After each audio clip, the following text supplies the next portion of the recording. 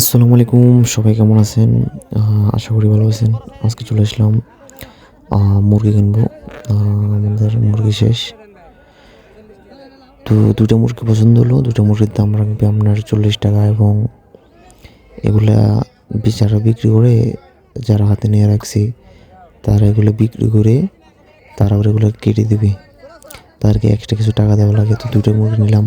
এই যে বড় ভাই নিতে আছে, উনি সব কিছু কেটে একদম গোছাই দিব। ওনারে ৳৭-৮ এই মানে ৳৫ করে একটা পিস রাখে। তো ২ টা নিলাম, উনি বলেছে যে ৳৬০ রাখার জন্য।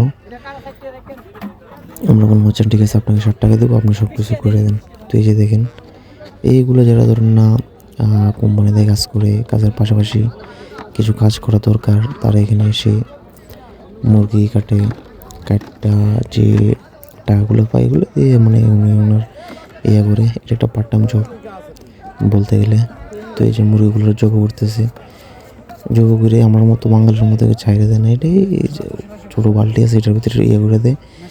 মুরগিগুলো মানে বাইরেও হয় না, আর বেশি আওয়াজ হয় না, লাফালাফি কম করতে পারে। তো তারা অনেক মুরগি এখানে কাটে। প্রতিটা মুরগি যেমন ৳৬০ করে ধরেন, ২ টা মুরগি যদি ৳৬০ ধরেন, তাহলে আপনার যদি এরকম 10টা কাস্টমার পাই ৳৭০।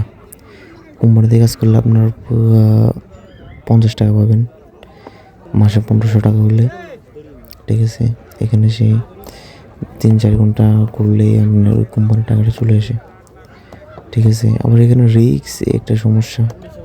মানে সব কিছু নিজের এগুলা অবৈধ যারা, তারা করে বেশিরভাগ, যারা কাজ নাই। তো মুরগি চলতেছে।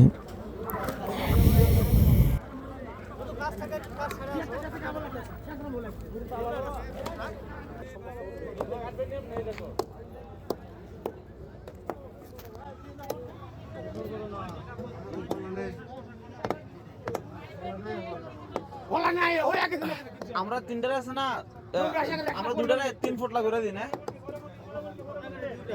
হ্যাঁ, এই দুটারে 3 ফুট করে দিন। এগুলো হচ্ছে আপনার ডিম, তারপর হচ্ছে কলিজা, এগুলো সব তারা মানে সব কাস্টমার নিয়ে যান, এগুলা তারা এগুলো রাখা দেয় এবং কি এগুলো আবার এক্সট্রাভাবে বেচে। অনেক অনেক কাস্টমার আছে নেপালি, ইন্ডিয়ান। ঠিক আছে, তারা এখানে আসবো, আইসা এগুলো নিয়ে যাবো, এগুলো নিয়ে যায় তারা আবার ফাঁকা খায় আর কি। এটি কোনো রকম প্রবাস আপনার সবাই বিন্দাসভাবে কাটাতে পারে না। তো